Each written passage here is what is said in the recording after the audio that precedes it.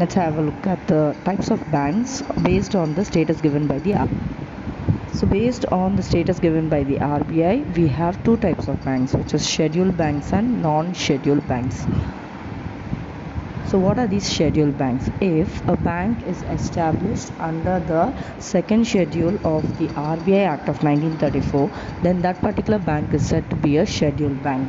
So RBI gives certain financial accommodations and remittance concessions for the scheduled banks.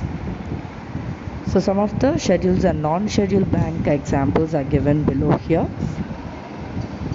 and the list of the scheduled banks and the non-scheduled banks.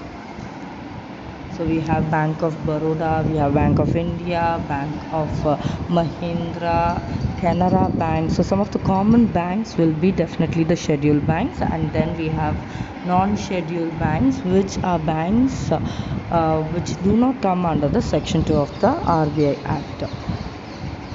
Next are the non-scheduled banks. So any bank which do not come under the section of the RBI Act will be a non-scheduled bank.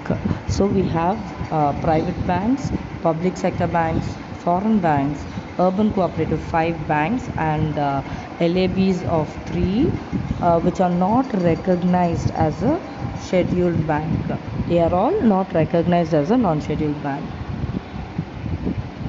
Then we have small finance bank and payments bank. So these banks come under the status of the RBI as a non-scheduled bank. Next we have based on the ownership pattern. So based on the ownership pattern, we have different types of banks. So that is on the basis of who is owning the particular bank. So we have government bank. So government banks are banks in which the government has more than 51% of the shares. So if the government has purchased more than 51% of the shares, then that particular bank will be called as a government bank. Next we have is a corporation bank. So corporation bank is a bank which is started by a separate rule in the parliament, just like a statutory company. Then we have private banks owned by private individuals, cooperative banks owned by its own members, nationalized banks where the government paid up share capital and took over the banks from the subsidiary holders or the private individuals. Then private sector bank and the public sector banks are there. So these are the types of banks based on the ownership pattern, based on who is owning it.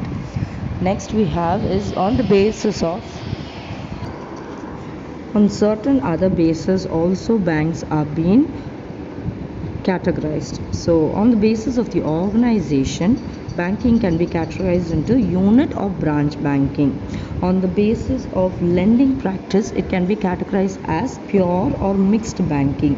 On the basis of the product handled by the bank, it can be categorized as retail or wholesale banking. On the basis of activities undertaken by the bank, it may be narrow or universal banking. On the basis of ownership, we have chain or group banking. So these are the other types of banks which come under the classification. So peculiar type of banks are also available. So these banks do not come under the classification given by the RBI. So these banks are investment banks, Islamic bank, virtual bank, internet banking and mobile banking.